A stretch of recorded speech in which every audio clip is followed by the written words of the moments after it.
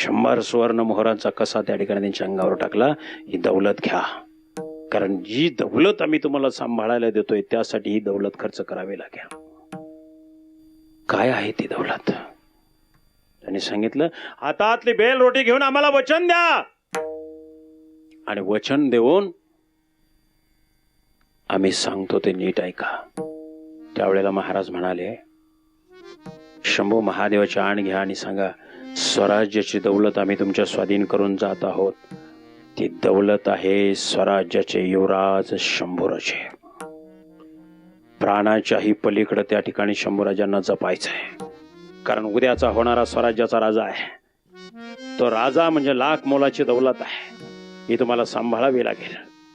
आणि मग कृष्णाजी पंतांनी वचन दिलं आणि सांगितलं, उद्या औरंगजेबाचे हेर येतील, दवंडी देतील, लाखोंची बक्षिसी त्या ठिकाणी बक्षिसींची खैरात होईल, पण बक्षिसीला लाचार व्हायचं नाही.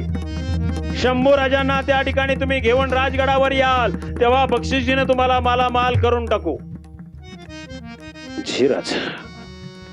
पण आता इथं प्रश्न असा आहे, शिवाजी राजाने कृष्णाजी पंतांना समजावलंय, पण ज्यांना तिथं सोडून जायचंय तर शंभू राजांना कसं समजावं याचा विचार करतायत.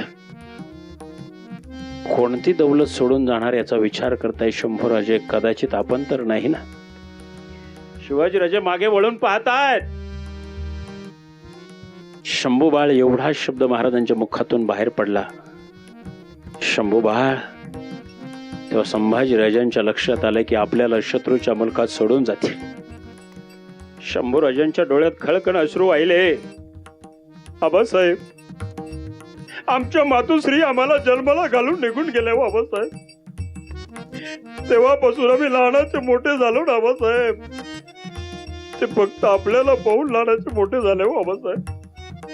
आम्हा शत्रूच्या मुलगा सोडून जाऊ नका हो आबासाहेब. नका ना सोडून जाऊ आबासाहेब. लेकराने टावा फोडला, बापाचं काळीज पिळवटून गेलं. आबासाहेब, वाऱ्याच्या वेगाने दौड करायची आहे ना. आम्ही थकणार नाही हो आबासाहेब, पण आम्हाला सोडून जाऊ नका हो आबासाहेब. आम्हाला सोडून जाऊ नका. घोड्यावर दौड करत असताना आम्ही थकणार नाही हो आबासाहेब. थकवा आला म्हणून अश्वावर झोप सुद्धा घेणार नाही हो आबासाहेब, पण आम्हा शत्रूच्या मुलगा सोडून जाऊ नका हो आबासाहेब. नका ना सोडून जाऊ आबासाहेब. लेकरू टाव फोडताय. शोभाराजांनी देखील आपल्या अश्रूंना वाट करून दिली. कडकडून लेकराला आलिंगन दिलं. शंभूबा, शंभूबा. आबासाहेब, तुम्हाला असं वाटतं ना, घोड्यावर दौड करत असताना आम्हाला भूक लागेल, पण आबासाहेब, भूक लागली तरी खायला देखील मागणार नाही हो आबासाहेब. पण आबासाहेब, आम्हाला शत्रूचा मुलगा सोडून जाऊ नका हो. नका ना सोडून जाऊ आबासाहेब. लेकराचं सांत्वन कसं करावं हे कळायचं झालं होतं. स्वतःच्या हाताने शंभूराजांचे डोळे पुसले. सांगितले, शंभूबा, तुम्ही आमचे पैशाण आहात. त्या औरंगजेबाने येवाना त्या ठिकाणी बातमी दिली असेल, दवंडी दिली असेल, या पितापुत्रांना कैद करा, जिंदा या मुर्दा. शंभूबा, जर आपण कैद झालो तर हे हिंदवी स्वराज्य एका क्षणात धुळीला मिळेल. आणि बघ, आपलं जीवन मिथ्याच आहे. हे हिंदवी स्वराज्य व्हावं आयुष्य वाटतं ना पा जी आबासाहेब. मग हे हिंदवी स्वराज्य व्हावं आयुष्य जर आपणास वाटत असेल तर आपल्याला शत्रूच्या मुलखात राहावं लागेल. आबासाहेब, स्वराज्यासाठी शत्रूच्या मुलखातच काय, पण प्रसंगी देहाची बलिदान द्यायला सुद्धा हा तुमचा शंभूबाळ मागे पुढे राहणार. मथुरेत दिलेला शब्द इथे तुळापूरला येऊन खरा करून दाखवला. स्वराज्यासाठी, हिंदवी धर्मासाठी आपल्या देहाचं बलिदान दिलं. आणि बलिदान दिल्यानंतर शुभाराजांनी सांगितलं, शंभूबाळ, तुम्हाला मथुरेत सोडून जाताना या बापाने छातीवर दगड नाही ठेवला, अख्खा सह्याद्री उचलून छाताडावर ठेवलेला आहे. तेव्हा कुठंतरी या शिवाजी राजांनी ठरवलं की माझ्या लेकराला इथं सोडून जाईल. साऱ्यांना शिवाजी राजाच्या देहावरचा, चेहऱ्यावरचा निर्धार दिसत होता, पण ती यमुना माई शिवाजी राजाच्या अंतःकरणातले भाव टिपत होती. काळीज पिळवटून टाकणारा भाव, संभाजी राजांच्यावर असणारी निष्ठा, प्रेम, पुत्र प्रेम. सांगितलं, शंभूराजे, तुमच्यासारखे हजारो शंभूबाळ आमची स्वराज्यात वाट पाहतात, त्यासाठी स्वराज्यात गेलो पाहिजे. लेकराला समजावलं आणि त्या ठिकाणी कृष्णाजी पंतांना सांगितलं, आमच्याकडून सांकेतिक भाषेत माणसं येतील, त्यावेळेला शंभूराजांना घेऊन आपण त्या ठिकाणी यायचं. काय असेल ती सांकेतिक भाषा, ती भाषा होती देवाजीची मूर्ती पाठवून द्यावी.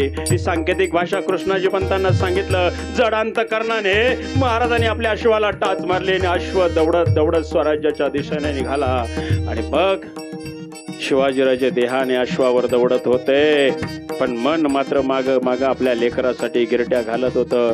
इकडे लहान असणारे शंभूराजे त्याचा वर करून आपले वडील नजरेआड होईपर्यंत त्याचा वर करू करू त्या ठिकाणी पाहत होते. आबासाहेब आबासाहेब म्हणून लेकरू पाहत होतं. एवढा त्याग हिंदवी स्वराज्यासाठी आणि या राष्ट्रासाठी शिवाजीराजाने केलेला आहे. विठाला विठाला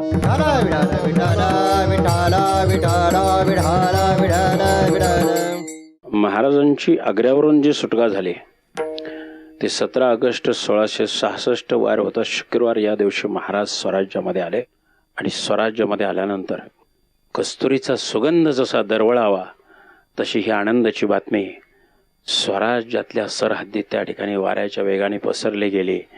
आणि त्यावेळेला स्वराज्याचे जे गडकोट होते त्या प्रत्येक गडकोटांवर त्या ठिकाणी नौबती झडल्या गेल्या, शिंग तुतार्यांची ललकारी उठली आणि प्रत्येक गडकोटांवर तोफांना बत्ती देण्यात आली. साऱ्याच गडांवर एकाच वेळी तोफा धडाडायला लागल्या. सरळ आहे, स्वराज्यातल्या रयतेला बातमी कळाली की आमचं राज शत्रूच्या मुलखातून सुटून स्वराज्यात आले. प्रत्येकाला आनंद झाला. प्रत्येक घरातला पुरुष व्यक्ती त्या ठिकाणी बाहेर पडला. कशासाठी? आमचं राजा आलं, आमचं राजा आलं. आणि सांगितलं, कारभारणी, राजा आलं, घरात 2 गोडाचे घास व्हावे म्हणून प्रत्येक पुरुष त्या ठिकाणी वाण्याच्या दारात गेला आणि डाळ गुळ घेऊन त्या ठिकाणी आपल्या घरी आला. आणि सांगितलं, कारभारणी, आमचं राजा आले, ती पुरणपोळीचा गोडाचा घास आता व्हायला पाहिजे आणि शंभू महादेवाला, आई भवानीला नैवेद्य त्या ठिकाणी समर्पित केला पाहिजे. 3.5 महिन्यानंतर स्वराज्यात पहिल्यांदा गोडाचा घास बनला जात होता.